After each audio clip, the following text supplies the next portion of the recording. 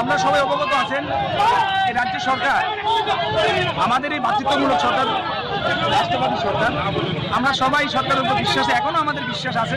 আমরা এই সরকারের পূর্ণ সহযোগিতা আমরা বিগত দিন করেছি, আবারও করব।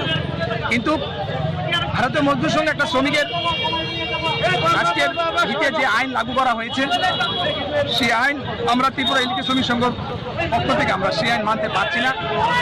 কারণ সেই আইন লাগু করলে আমাদের এই পশ্চিম জেলার যত শ্রমিক বাইরে আছে তারা না খেয়ে মরতে হবে। কারণ একটা দিন লক্ষ্য করতে হবে, এ পশ্চিম জেলার বিকল্প কোনো রাস্তা নেই।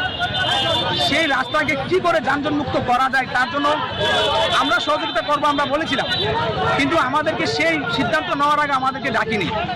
এ কাজেই আমরা একটাই দাবি, যাতে অবিলম্বে সেই আইনটাকে পুনরায় বিবেচনা করে, যাতে সেই আইনটাকে ভিতরে মানে এই রাষ্ট্রপতি সরকারের যে পরিকল্পনা নিয়েছে তারপর কীভাবে লাগু করা যায় এবং আমরাও কি শ্রমিকগুলি কী করে বাঁচে তার জন্য পুনরায় যাতে চিন্তা ভাবনা করা হয়, তার জন্যই আমাদের আজকের এই ধর্ণা।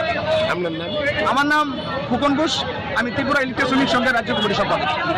প্রথমে আমরা বিএমএস অনুমোদিত ত্রিপুরা ইলেকট্রনিক রিস্টার পশ্চিম জেলা কমিটির পক্ষ থেকে আজকে এই কর্মসূচি। আমরা প্রথমেই ত্রিপুরা রাজ্যের আমাদের রূপকার আমরা মহারাজ বীর বিক্রম মানিক্য বাহাদুর জন্মদিনের সকল ত্রিপুরাবাসীকে জানাই অভিনন্দন। আমরা দেখলাম গতকাল ঘুম থেকে উঠে মনসা পূজার দিন হঠাৎ করে যখন আমরা এই রিক্সা নিয়ে আমরা চলে আসলাম চালানোর জন্য, তখন দেখলাম আমাদের রাস্তাটা বন্ধ করে দেওয়া হয়।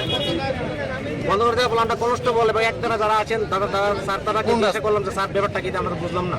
ওএসপি সাহেবের অর্ডার। তো যথারীতি আমরা আমার ইউনিয়নের জেনারেল সেক্রেটারি এবং প্রেসিডেন্টের সঙ্গে নিয়ে আমরা ওনার সঙ্গে মিট করতে গেলাম এসপি অফিসে ডব্লিউডে। যাওয়ার পর রাত্র 8টা পর্যন্ত আমাদেরকে বসিয়ে রাখা হলো। স্যার আসবে বললেন।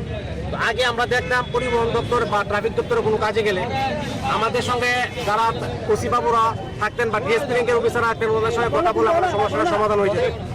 তো স্যারে আমাদের সঙ্গে কোনো দেখা করেননি।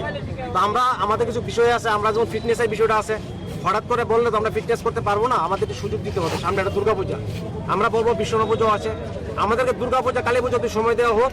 দেওয়া হলে আমাদের ফিটনেসের সমস্যা থাকুক বা নাম্বারের যে প্লেটের যে সমস্যা থাকুক বা ধরনের ইন্স্যুরেন্সের কোনো সমস্যা যদি আমার থাকে তাহলে আমরা এগুলি আলোচনা করে প্রতিনিধিমূলক আলোচনা কমিশন সাহেবের সঙ্গে বা অথরিটির সঙ্গে আমরা এগুলি সমাধান করে নিব। এই কারণে আজকে আমাদের এই মহতি কর্মসূচি